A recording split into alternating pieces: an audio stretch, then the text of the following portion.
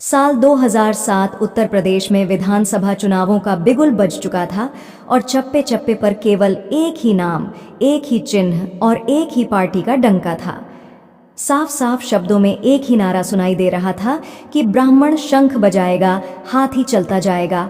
और यह नारा देने वाली नेता थीं मायावती, जिनकी बहुजन समाज पार्टी का तब यूपी में नाम चलता था।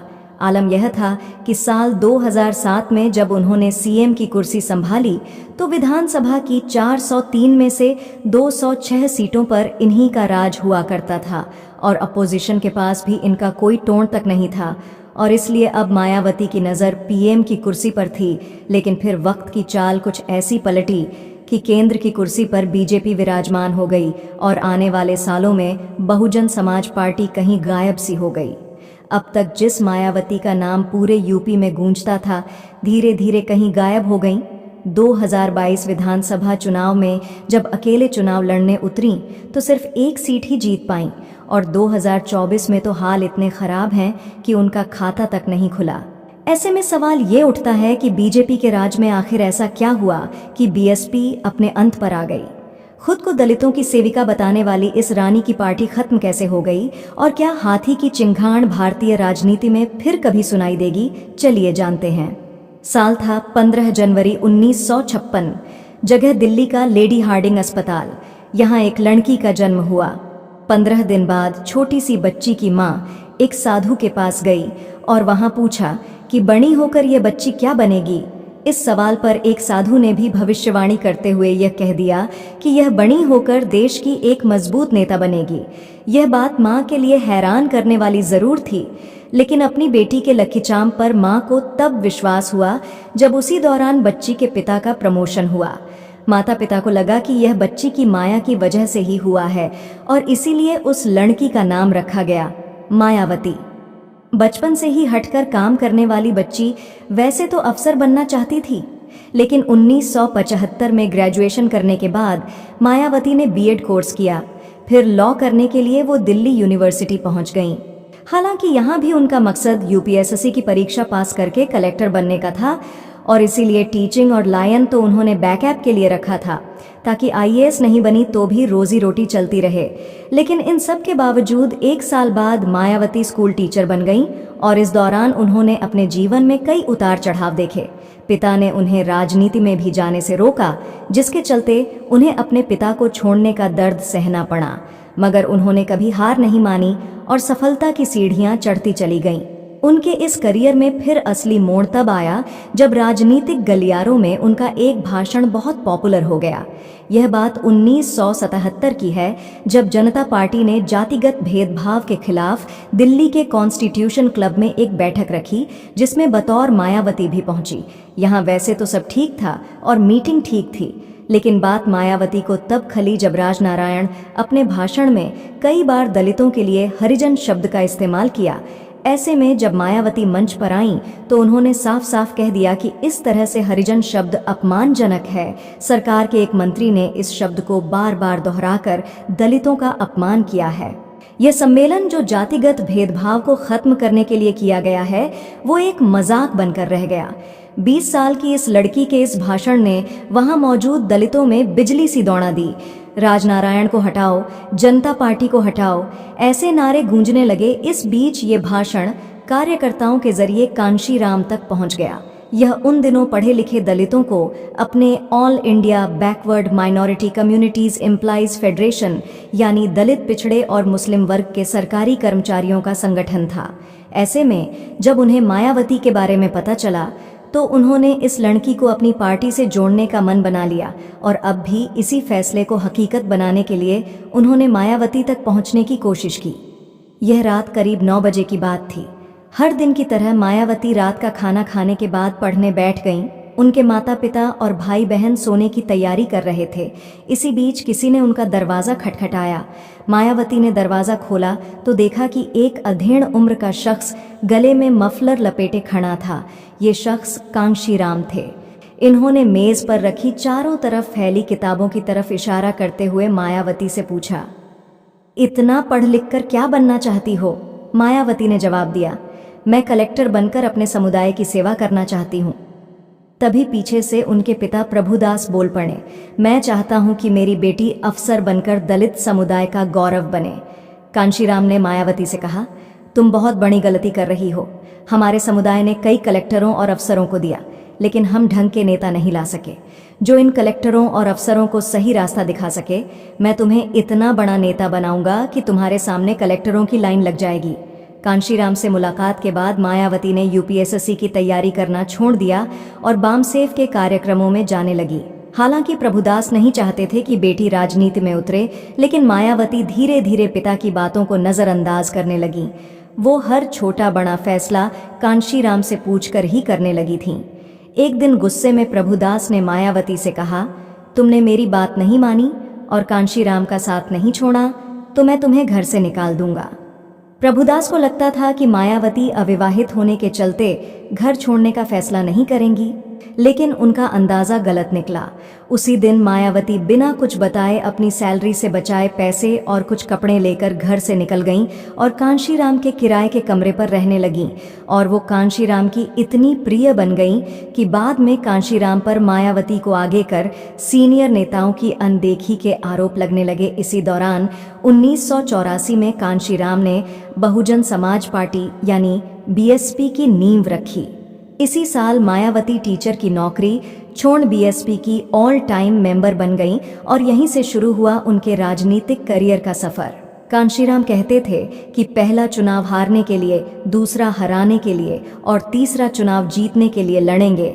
और इसी को ध्यान में रखते हुए 1984 में मायावती कैराना लोकसभा सीट चुनाव लड़ी। वे साइकिल पर बैठकर चुनाव प्रचार करती थीं। हालांकि इंदिरा गांधी की हत्या के बाद कांग्रेस लहर में मायावती हार गईं और उनकी पार्टी भी कोई सीट नहीं जीत पाई, लेकिन तब वह जानती थी कि वह हारेंगी। फिर 1985 में बिजनौर और 1987 में जब हरिद्वार से उनके हाथ हार लगी तो 1989 में जीतने का लक्ष्य उन्होंने साथ लिया। इसके अकॉर्डिंग 1989 मायावती और बीएसपी के लिए खास रहा। इसी साल मायावती बिजनौर से लोकसभा चुनाव लड़ी और 8000 वोटों से जीत गईं। 13 सीटों के साथ बीएसपी राज्य में चौथे नंबर की पार्टी बन गई। इसके बाद 1991 में मुलायम सिंह के मुख्यमंत्री पद से इस्तीफा देने के बाद यूपी में एक बार फिर से चुनाव हुए। तब अयोध्या में गोलीकांड हो चुका था। इसका फायदा बीजेपी को मिला और उसने 419 में से 221 सीटें जीत लीं। उसी दौरान एक इंटरव्यू में कांशीराम ने कहा, यदि मुलायम सिंह उनसे हाथ मिला लें तो उत्तर प्रदेश से बाकी पार्टियों का सूपड़ा साफ हो जाएगा। और हुआ भी ऐसा ही। इसके बाद मुलायम सिंह ने कांशीराम से दिल्ली में मुलाकात की और उनकी सलाह पर अक्टूबर 1992 में समाजवादी पार्टी यानी एएसपी का गठन किया गया। करीब 2 महीने बाद 6 दिसंबर 1992 को बाबरी मस्जिद का ढांचा ढा दिया गया।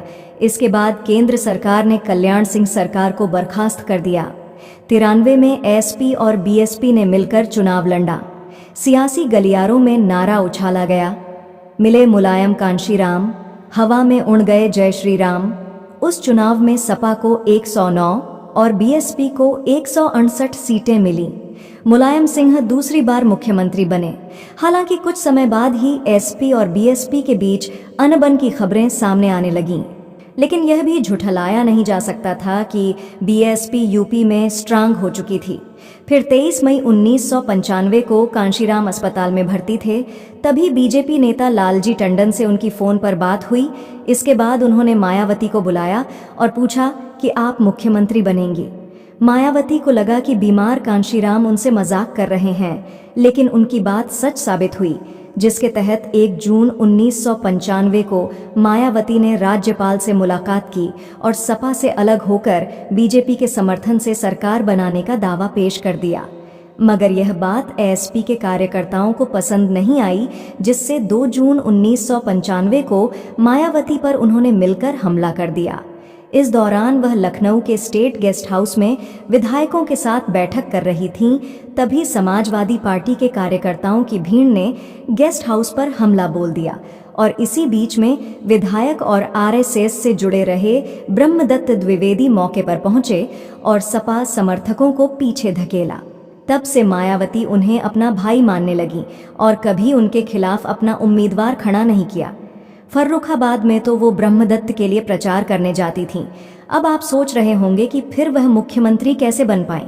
ऐसा तब सच हो पाया जब बीजेपी के समर्थन से 3 जून 1995 को बीजेपी, कांग्रेस, जनता दल और कम्युनिस्ट पार्टी के 282 विधायकों के समर्थन से मायावती यूपी की मुख्यमंत्री बनी। वह भारत की पहली दलित महिला मुख्यमंत्री बनी थीं। हालांकि 5 महीने बाद ही बीजेपी और बीएसपी का गठबंधन बिखर गया और मायावती को हटना पड़ा, लेकिन उनकी हवा राशि में खत्म नहीं हुई। 1996 के विधानसभा चुनाव में किसी दल को बहुमत नहीं मिला। 174 सीटों के साथ बीजेपी सबसे बड़ी पार्टी बनी। सपा को 110, बीएसपी को 168 सीटें मिलीं, जबकि कांग्रेस को केवल 19 सीटें मिलीं। बीजेपी का मुलायम के साथ जाना मुमकिन नहीं था और गेस्ट हाउस कांड के बाद मायावती और मुलायम का मिलना नामुमकिन सा हो गया था। ऐसे में राज्य में फिर से राष्ट्रपति शासन लग गया। करीब 1 साल बाद बीजेपी और बीएसपी फिर से गठबंधन के पटरी पर लौटी। दोनों के बीच 6 महीने मुख्यमंत्री बनने का फॉर्मूला तय हुआ।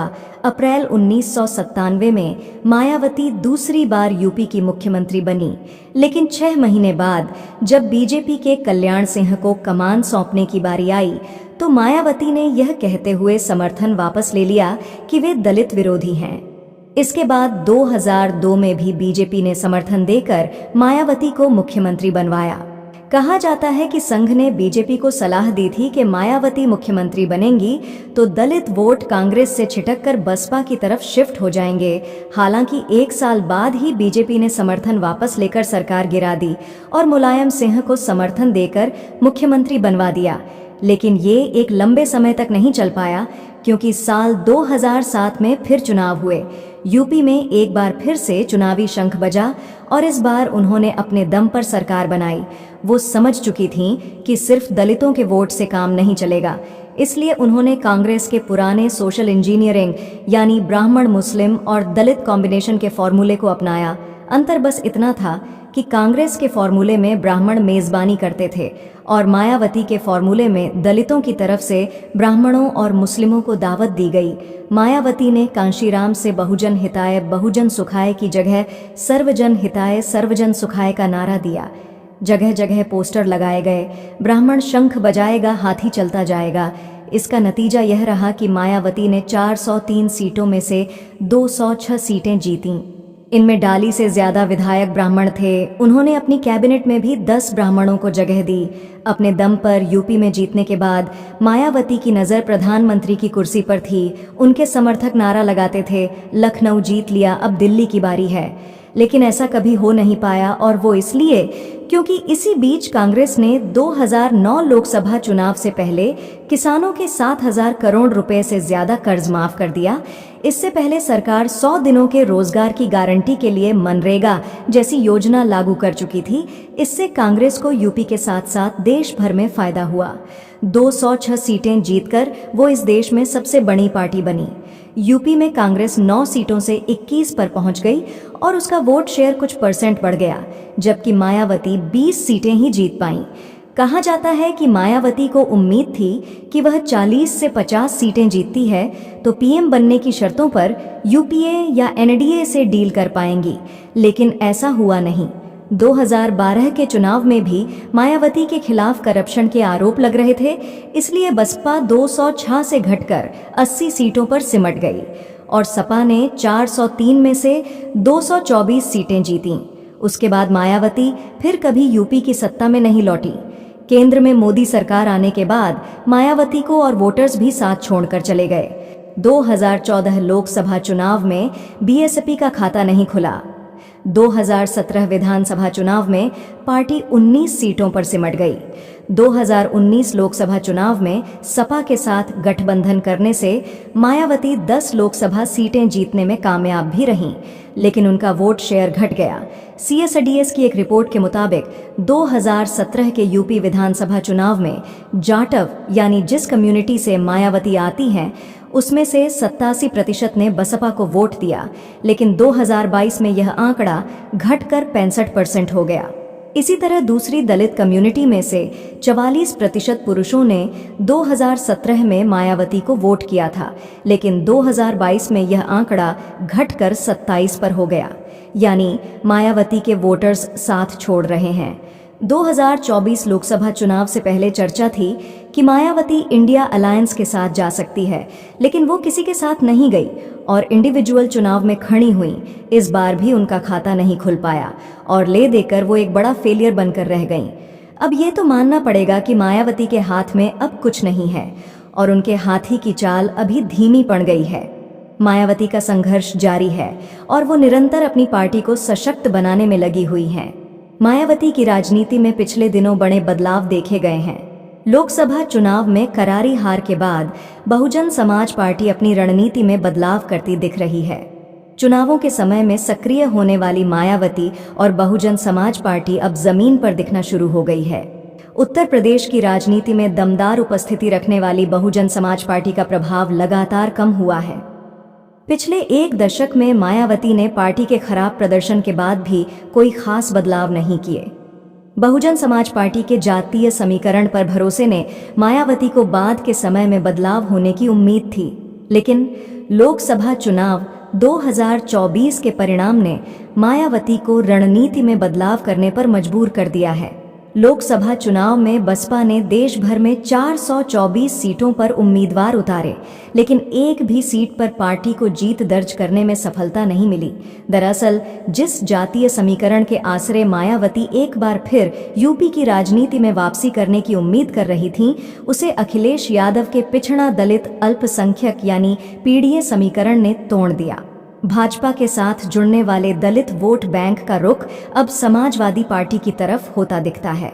लोकसभा चुनाव में बसपा की करारी हार के बाद पार्टी प्रमुख मायावती की ओर से 5 बदलाव किए गए हैं। विरोध प्रदर्शनों में भाग लेने से लेकर आकाश आनंद को वापस लाने, संचालन और संगठनात्मक ढांचे में बदलाव करने तक जैसे बदलाव किए गए हैं। पार्टी के प्रदर्शन में आ रही गिरावट को रोकने के लिए बसपा सुधार के मूड में है। हाल ही में हुए लोकसभा चुनावों में यूपी में खड़े किए 79 उम्मीदवारों सहित 424 उम्मीदवारों में से किसी के भी जीत न पाने के बाद मायावती के नेतृत्व वाली पार्टी ने अपने कामकाज और संगठन में बदलाव किए हैं। इससे अब सवाल उठने लगा है कि क्या दलित वोट बैंक के बीच एक बार फिर मायावती प्रभावी हो पाएंगी? आजाद समाज पार्टी और चंद्रशेखर आजाद ने दलित समाज के बीच अपनी पैठ बढ़ानी शुरू कर दी है। ऐसे में मायावती के बदलावों की चर्चा शुरू हो गई है। पहला बदलाव, लोकसभा चुनाव में करारी हार के बाद पार्टी की पहली समीक्षा बैठक में मायावती ने पहला फैसला भतीजे आकाश आनंद को अपने एकमात्र राजनीतिक उत्तराधिकारी और पार्टी के राष्ट्रीय समन्वयक के रूप में फिर से नियुक्त करने का लिया। साथ ही पार्टी कार्यकर्ताओं से उन्हें पहले से अधिक सम्मान देने का आग्रह किया। आकाश आनंद को पहली बार 2019 में बीएसपी का राष्ट्रीय समन्वयक नियुक्त किया गया था। पिछले साल दिसंबर में उन्हें मायावती ने अपना राजनीतिक उत्तराधिकारी घोषित किया गया था। हालांकि इस साल मई में लोकसभा चुनाव के बीच उन्हें हटा दिया गया। दरअसल आकाश ने योगी आदित्यनाथ सरकार को आतंकवादियों की सरकार कहा था। आनंद की यह टिप्पणी सीतापुर में पार्टी की एक रैली में कथित हेट स्पीच को लेकर यूपी पुलिस की ओर से उनके खिलाफ की गई कार्रवाई के बाद आई थी। पार्टी पदों से हटाए जाने के बाद आनंद ने अपना लोकसभा अभियान बीच में ही रोक दिया था। दूसरा बदलाव, लखनऊ में मंगलवार को बीएसपी केंद्रीय कार्यकारिणी और इसके राष्ट्रीय पदाधिकारियों की बैठक में मायावती ने चुनाव वाले राज्यों के प्रभारियों में फेरबदल किया। आकाश आनंद को हरियाणा और दिल्ली की जिम्मेदारी सौंपी गई। वहां 1 अक्टूबर और अगले साल चुनाव होने हैं। आनंद पहले ही हरियाणा में काम करना शुरू कर चुके हैं। हरियाणा में बीएसपी ने ओम प्रकाश चौटाला के नेतृत्व वाली इंडियन नेशनल लोकदल के साथ गठबंधन किया है। बीएसपी आईएनएलडी कार्यकर्ताओं की संयुक्त बैठक भी उन्होंने की है। पार्टी की चुनावी तैयारियों की निगरानी के लिए वह विभिन्न निर्वाचन क्षेत्रों का दौरा करेंगे। विधानसभा चुनावों से पहले 10 रैलियां करेंगे। सूत्रों के अनुसार मायावती के भी राज्य का दौरा करने की संभावना है। मायावती ने तेलंगाना और आंध्र प्रदेश की जिम्मेदारी राज्यसभा सांसद रामजी गौतम को सौंपी है। वह पार्टी के वरिष्ठ नेता अशोक सिद्धार्थ की जगह लेंगे। अशोक सिद्धार्थ को महाराष्ट्र में पार्टी मामलों को संभालने का काम सौंपा गया है। वहां इस साल के अंत में चुनाव होने हैं। बीएसपी के पूर्व उपाध्यक्ष राजा राम को जम्मू कश्मीर में प्रतिनियुक्त किया गया है। उन्हें 18 सितंबर से शुरू होने वाले केंद्र शासित प्रदेश में 3 चरणों में होने वाले विधानसभा चुनावों से पहले पार्टी के संगठन और अभियान को खड़ा करने का काम सौंपा गया है। तीसरा बदलाव, एनडीए और विपक्षी इंडिया ब्लॉक से समान दूरी बनाए रखते हुए बीएसपी ने यूपी के बाहर अन्य दलों के साथ संचार के चैनल खोलने का फैसला किया है।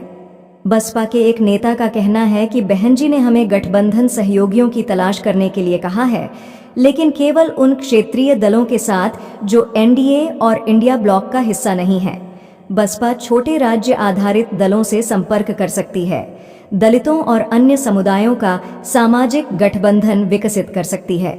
चौथा बदलाव, बहुजन समाज पार्टी ने सार्वजनिक मुद्दों पर विरोध प्रदर्शन न करने के अपने पहले के रुख में बदलाव किया है।